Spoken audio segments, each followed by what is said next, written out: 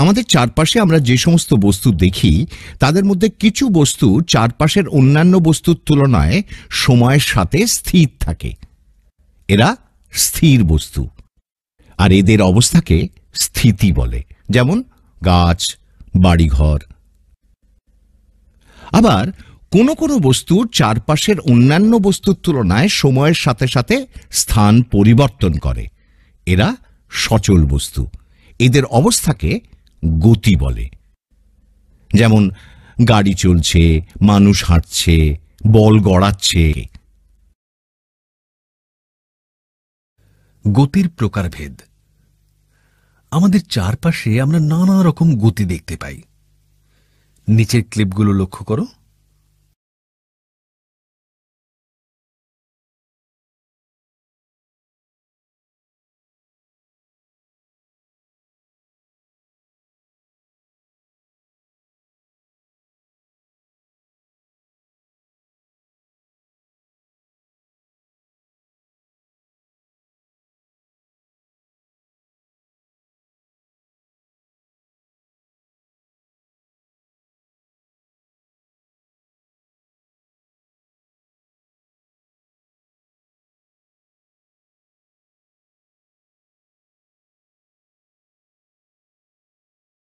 বৃত্তাকার গতি,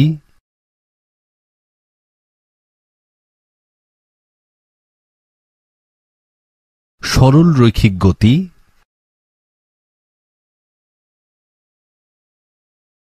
ঘূর্ণন গতি,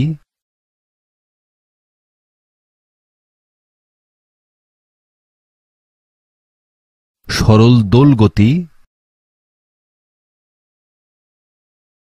বক্রাকার গতি।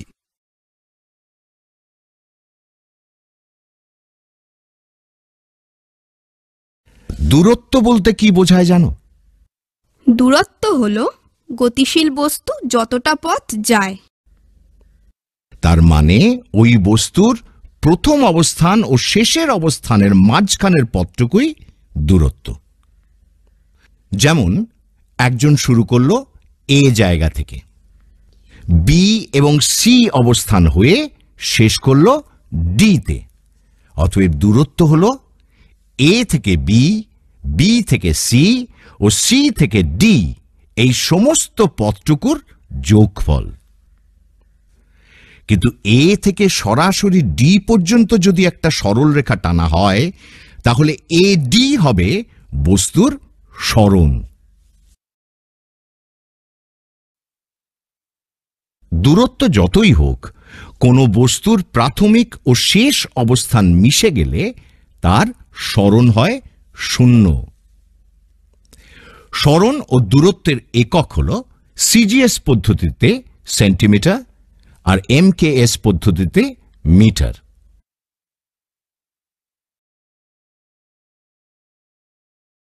এবার সরণ ও দূরত্বের পার্থক্য বোঝার জন্য এই সারণীটি দেখা যাক। সরণ, সরণের নির্দিষ্ট মান ও দিক আছে, সুতরাং এটি ভেক্টর রাশি। আর দূরত্ব, দূরত্বের মান আছে কিন্তু দিক নেই, সুতরাং এটি স্কেলার রাশি। সরণের প্রথম ও শেষ বিন্দু যোগ করা সরল রেখাই হল সরণের পরিমাপ, আর প্রথম থেকে শেষ পর্যন্ত যাওয়ার মোট পথের পরিমাণ হল দূরত্ব।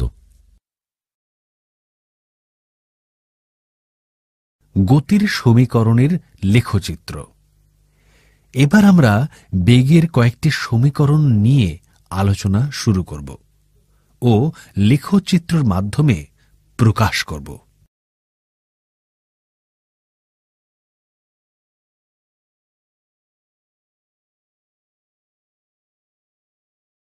এখানে আমরা বেগ সময় লেখচিত্র ব্যবহার করব, কারণ টি সময়ে ভি বেগে কোনো গতিশীল বস্তু চলতে থাকলে তবে তার সরণ যা হবে তাই একবার দেখে নেব লেখচিত্র থেকে।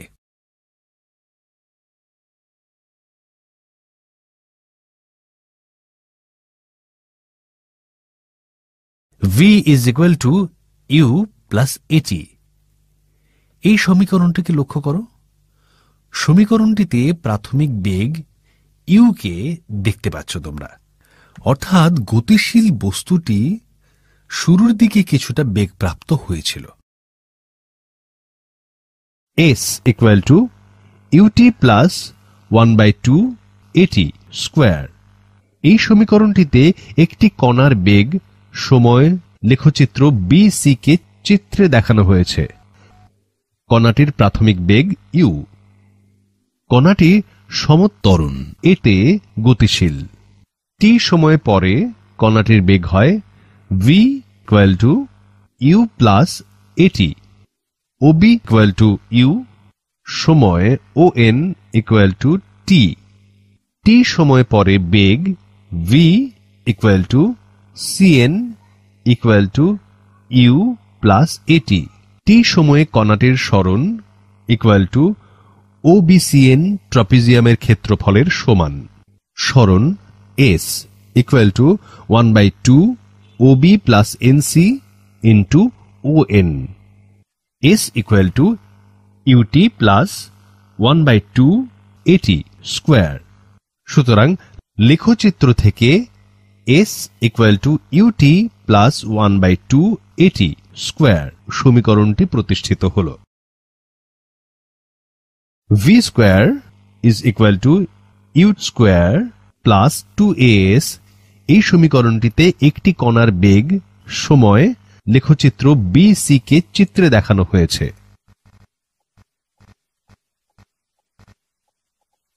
কণাটির প্রাথমিক বেগ u। কণাটির সমতরণ, এতে গতিশীল। t সময় পরে কণাটির বেগ হয় v equal to u plus at। t সময় পরে কণাটির সরণ OBCN ট্রাপিজিয়ামের ক্ষেত্রফলের সমান। s is equal to 1/2 OB plus NC ON। s equal to 1/2 u plus v into t। এখন v equal to u plus at, at equal to v minus u, t equal to v minus u by a। s equal to 1/2 u plus v into v minus u divided by a। v square minus u square equal to 2as। v square equal to u square plus 2as। সুতরাং লেখচিত্র থেকে v square equal to u square plus 2as সমীকরণটি প্রতিষ্ঠিত হল। নিউটনের প্রথম গতিসূত্রের ধারণা। প্রথম সূত্রে নিউটন বলেছেন, বাইরে থেকে যদি কোনো বল না দেওয়া হয় তাহলে কোনো স্থির বস্তু চিরকাল সেই জায়গায় রয়ে যাবে, মানে স্থিরই থাকবে। হ্যাঁ, তাই তো হবে।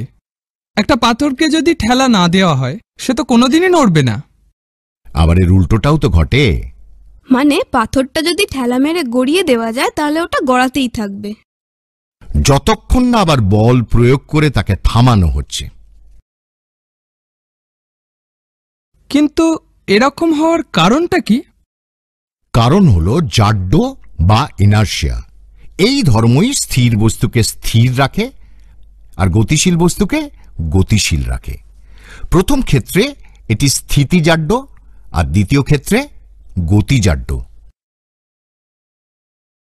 এবারে তোমাদের খুব চেনা একটা ঘটনা দিয়েই এর প্রমাণ পাবে। ধরো কেউ একটা দাঁড়িয়ে থাকা বাসে উঠল, হঠাৎ বাসটা যেই চলতে শুরু করলো তখন ঘটনাটা কি ঘটে লক্ষ্য করেছ? সে পেছনের দিকে হেলে যাবে। হ্যাঁ, কারণ হলো বাসটা যখন স্থির ছিল মানুষটির দেহও স্থির ছিল। বাসটা যেই চলতে শুরু করলো বাসের সংস্পর্শে থাকা মানুষটির দেহের অংশও গতি পেল, কিন্তু স্থিতিজাড্যের জন্য ওপরে স্থির অংশ স্থিরই থাকতে চাইল, আর তাই মানুষটি পেছনে হেলে গেল। আচ্ছা, তাই বাস যখন থামে তখন বাসের ভেতর কারুর দেহের উপরের অংশ গতিজাড্যের জন্য গতি বজায় রাখতে চায়, কিন্তু নিচের অংশ হঠাৎ স্থির হয়ে যাওয়ায় সে সামনের দিকে ঝুঁকে পড়ে। একেবারে ঠিক। আচ্ছা, সেই জন্যই কি কেউ চলন্ত গাড়ি থেকে নামলে সামনের দিকে খানিকটা ছুটে যায়? হ্যাঁ, যাতে হঠাৎ নিচের অংশ স্থির হয়ে হুমড়ি খেয়ে পড়তে না হয়। এর সাথে দেখো, বাইরে থেকে কিছু একটা দিয়ে স্থির বা গতিশীল অবস্থা পাল্টানো হচ্ছে। এইটাই হচ্ছে বল। সবসময় যে অবস্থা পাল্টানো যাবে তা নয়, কিন্তু পাল্টানোর চেষ্টা করতেও বল লাগে। এখন আমরা বলের সংযোজন ও বিভাজন সম্বন্ধে জানব। আমরা তো সুইমিং পুল কিংবা কোনো পুকুরে অনেককেই সাঁতার কাটতে দেখেছি, তাই না? তাহলে এবার দেখা যাক সাঁতারু কিভাবে সাঁতার কাটতে কাটতে সামনের দিকে এগিয়ে যায়।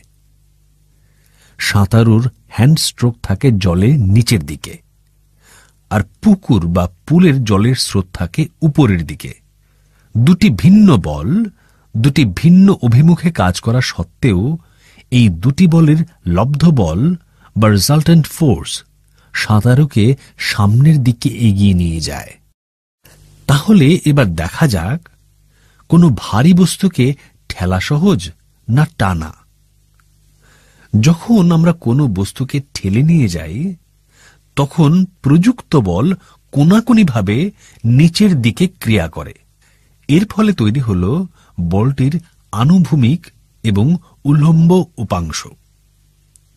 যেহেতু এই ক্ষেত্রে উল্লম্ব উপাংশ নিচের দিকে ক্রিয়া করে, তার ফলে বস্তুর ওজন বৃদ্ধি পায়। তাই ভারী বস্তুটিকে ঠেলা কষ্টসাধ্য হয়ে পড়ে। বস্তুটিকে টানার সময় প্রযুক্ত বল কোনাকুনিভাবে উপরের দিকে ক্রিয়া করে। এক্ষেত্রে উল্লম্ব উপাংশটি বস্তুটির গতি নির্ধারণ করে। উপরের দিকে ক্রিয়া করার ফলে বস্তুটির ওজন হ্রাস পায়। এই জন্য ঠেলা অপেক্ষা টানা সহজ।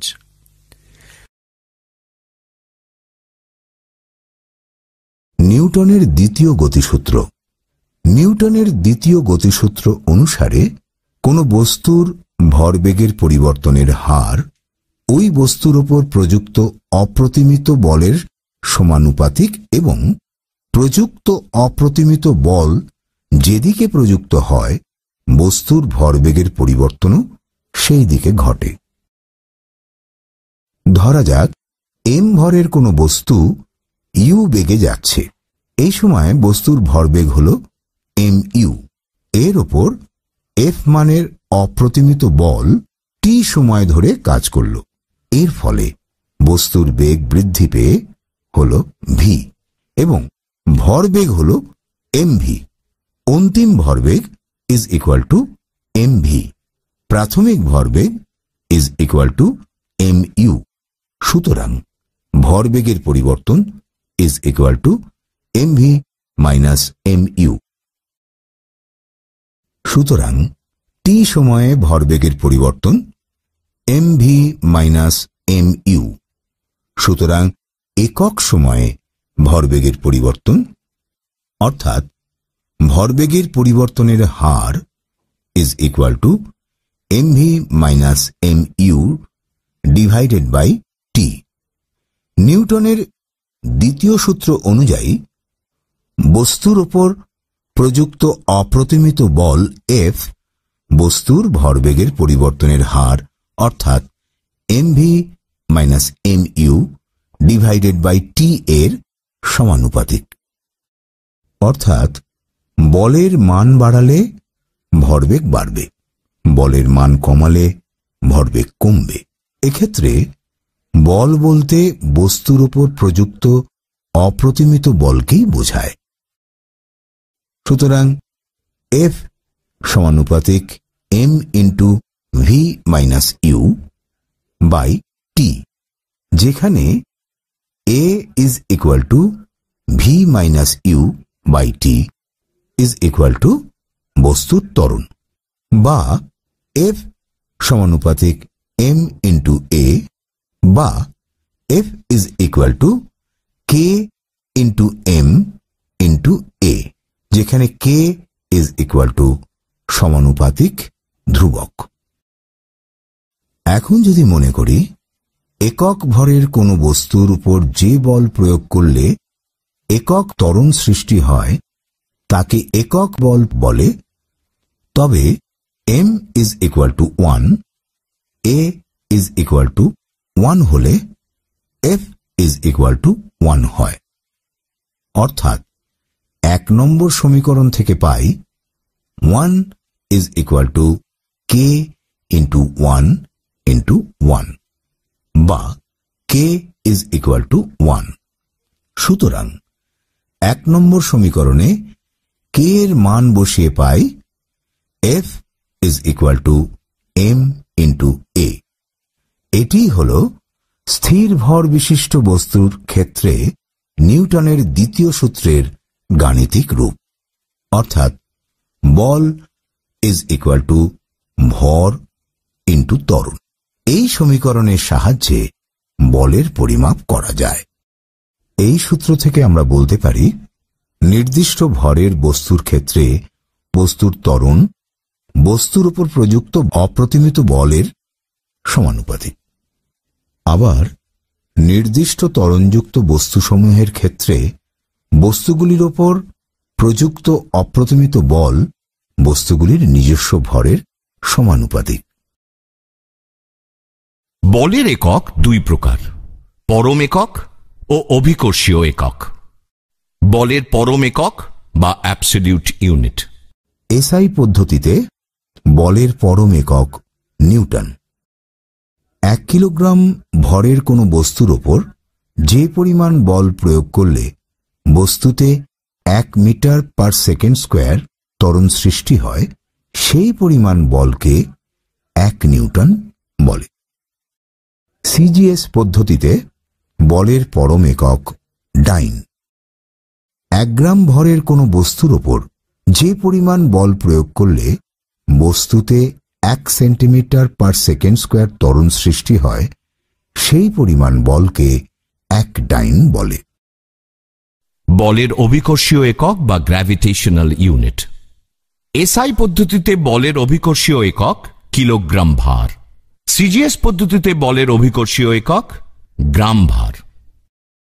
রৈখিক ভরবেগ।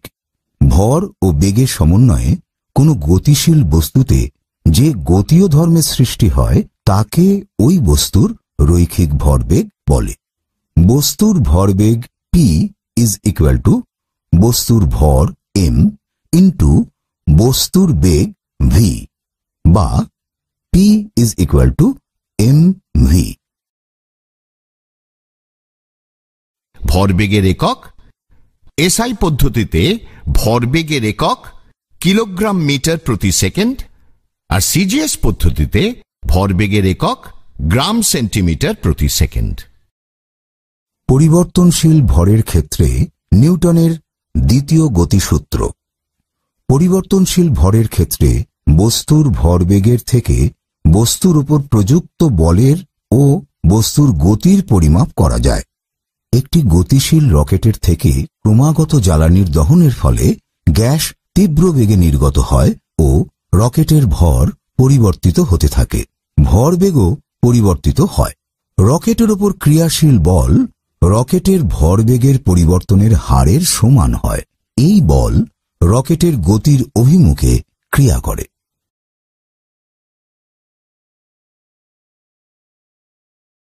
কেউ বন্দুক থেকে গুলি ছুড়লে কিছুটা পেছনে সরে যায়।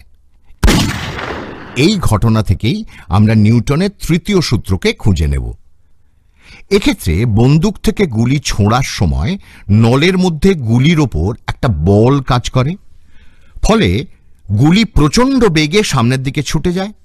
সঙ্গে সঙ্গে গুলিটিও বন্দুকের ওপর সমান অথচ বিপরীতমুখী প্রতিক্রিয়া বল প্রয়োগ করে, যা বন্দুকটিকে পেছনের দিকে ধাক্কা দেয়। তার মানে প্রত্যেক ক্রিয়ার সমান ও বিপরীতমুখী প্রতিক্রিয়া আছে। ঠিক তাই। তবে ক্রিয়া এবং প্রতিক্রিয়া সব সময় দুটো আলাদা আলাদা বস্তুর ওপর, মানে আলাদা আলাদা প্রয়োগ বিন্দুর ওপর প্রযুক্ত হতে হবে।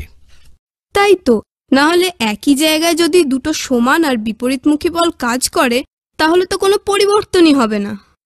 ঠিক তাই।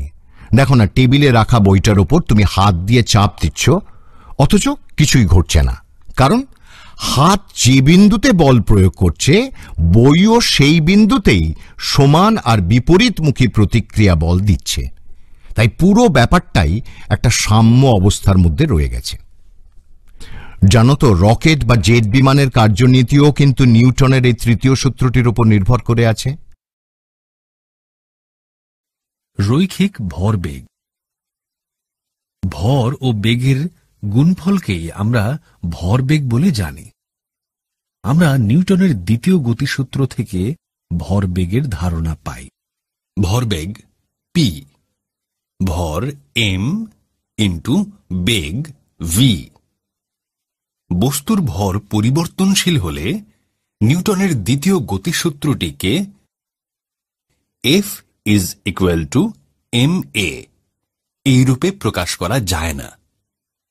দৈনন্দিন জীবনে এরকম অনেক উদাহরণ দেখা যায়, যেমন চলমান ওয়াগনে কয়লা ভরা। ধরা যাক ভি সমবেগে গতিশীল একটি ওয়াগনে কয়লা ভরা হচ্ছে। এক্ষেত্রে চলমান ওয়াগনটির ভরের পরিবর্তন ঘটছে। কোনো এক মুহূর্তে ওয়াগনের ভর ইজ ইকুয়াল টু এম এবং বেগ ইজ ইকুয়াল টু ভি হলে ওয়াগনটির ভরবেগ P is equal to M V.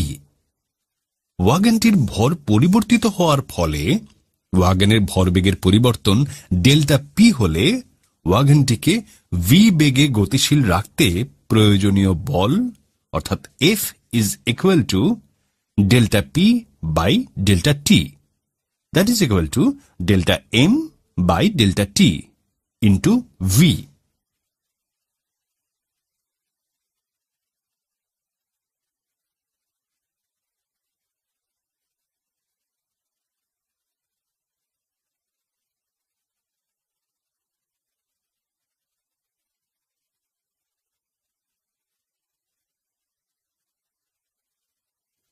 যেখানে delta M by delta T হল সময়ের সাপেক্ষে বস্তুর ভর পরিবর্তনের হার।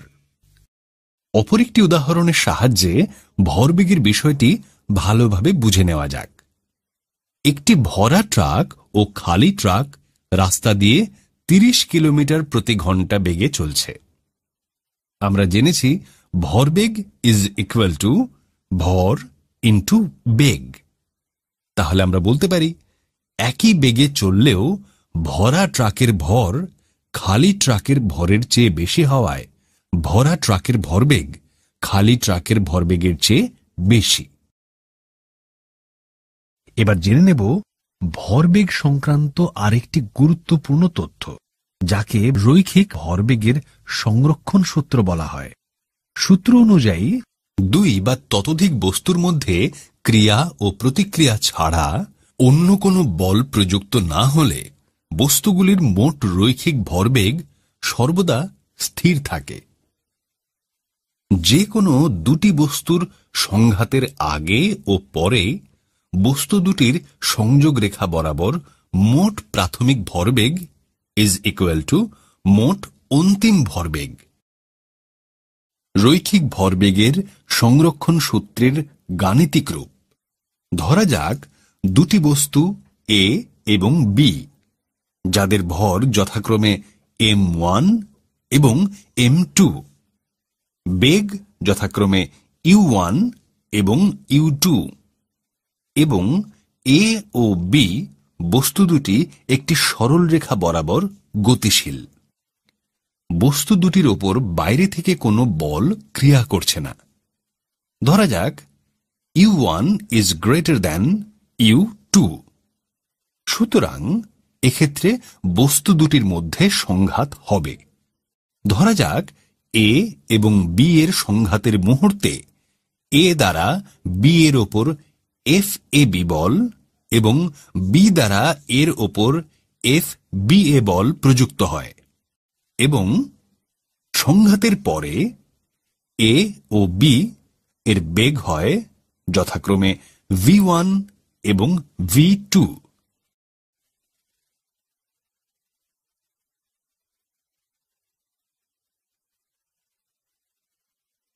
সুতরাং এ এবং বি এর ভরবেগের পরিবর্তন ঘটে।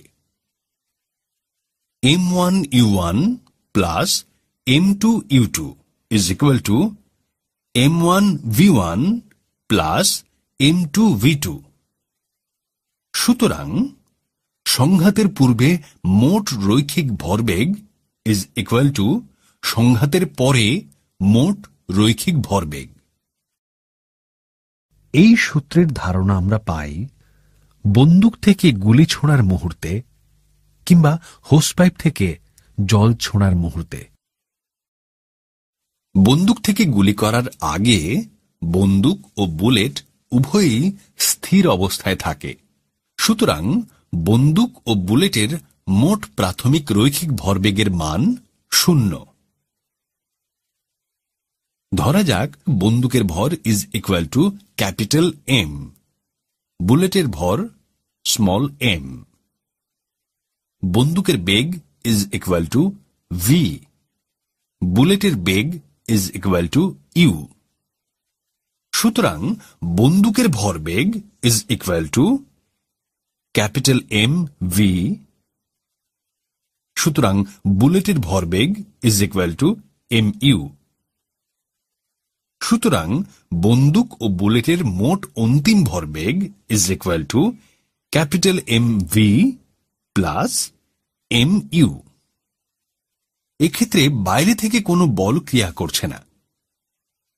সুতরাং রৈখিক ভরবেগের সংরক্ষণ সূত্র অনুসারে বন্দুক ও বুলেটের মোট প্রাথমিক ভরবেগ ইজ ইকুয়াল টু মোট অন্তিম ভরবেগ। অতএব বন্দুক ও বুলেটের মোট প্রাথমিক ভরবেগ ইজ ইকুয়াল টু 0, অর্থাৎ capital M V plus small M U is equal to 0, বা capital M V is equal to minus M U, বা V is equal to minus small M by capital M into U. 1 নম্বর সমীকরণে ঋণাত্মক চিহ্নের অর্থ বন্দুকটি বুলেটের বিপরীত দিকে গতিশীল হবে। বুলেটের গতি সামনের দিকে হলে বন্দুকটি পিছনের দিকে গতিশীল হবে। এই কারণে বন্দুক চালানোর সময় বন্দুকটি বন্দুক চালককে পিছনের দিকে ধাক্কা দেয়। দমকল কর্মীরা আগুন নেভানোর সময় জ্বলন্ত বস্তুর ওপর হোস পাইপের সাহায্যে উচ্চ বেগে জল ছেটায়। জলপ্রবাহের আগে জল এবং হোস পাইপের মোট রৈখিক ভরবেগ 0 হয়। ভরবেগের সংরক্ষণ নীতি অনুসারে জলপ্রবাহ চলাকালীনও জল ও পাইপের মোট ভরবেগ 0 থাকবে। জলের প্রবাহ সামনের দিকে হওয়ায় জলের ভরবেগ সামনের দিকে সৃষ্টি হয়। এই কারণে হোস পাইপে পিছনের দিকে উচ্চ ভরবেগ সৃষ্টি হয়, ফলে হোস পাইপটি পিছনের দিকে গতিশীল হয়। এই জন্য হোস পাইপটিকে হাতে ধরে রাখতে অসুবিধা হয়।